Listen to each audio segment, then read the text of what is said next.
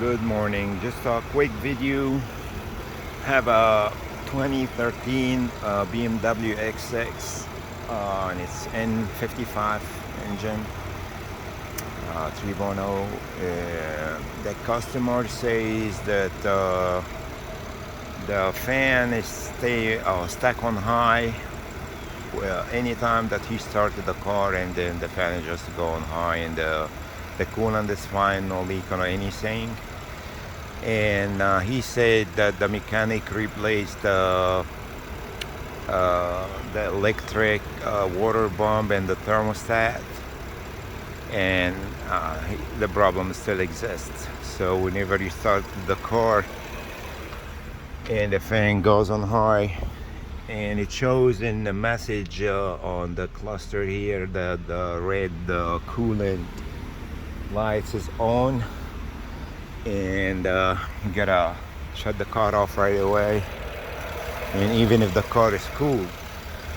So the problem was the coolant temperature sensor, which is the one right here.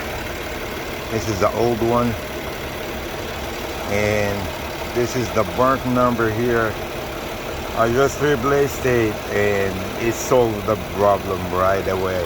Like you see, it's been running for like 20 minutes now before I replaced the sensor, and the fan just stuck on high all the way.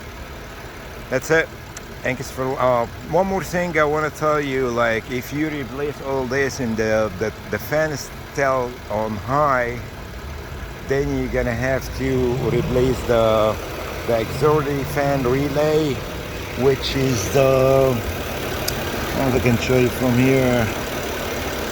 You gotta remove this fender liner, and it's gonna be behind.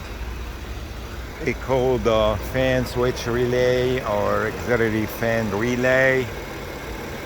If you replace that, you will fix your problem. That's it. Thanks for watching. If you have any questions, just comment below.